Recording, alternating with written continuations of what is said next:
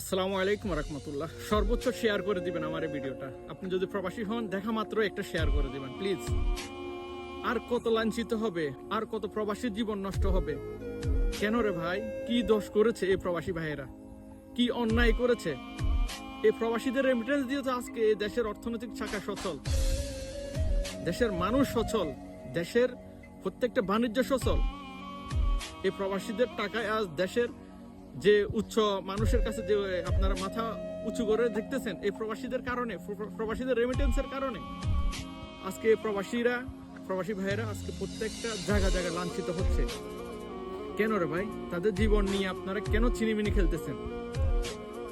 প্রবাসীদের পক্ষে বা প্রবাসীদের পাশে কি কেউ নাই? এখন পর্যন্ত কাউকে পাওয়া যাবে না।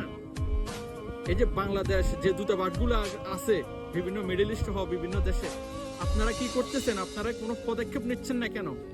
এই যে বাহরাইন, আরব আমিরাতের যে প্রবাসী ভাইরা যে দেশে ছুটিতে যাওয়ার পরে তাদের ভিসাগুলো ক্যান্সেল করে দিচ্ছে, তাদের জীবনটাতে শেষ করে দিচ্ছে, এদিকে কি আপনাদের কোনো খেয়াল নাই? শুধু তাদের রেমিটেন্সের আশায় আপনারা থাকবেন? তাদের কি কোনো সুবিধা অসুবিধার পক্ষে আপনারা থাকবেন না, পাশে দাঁড়াবেন না?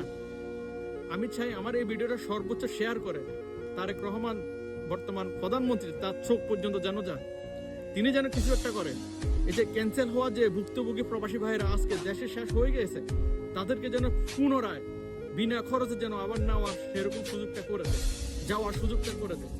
সবাই ভিডিওটা একটা শেয়ার করে দেবেন প্লিজ। আসসালামু আলাইকুম।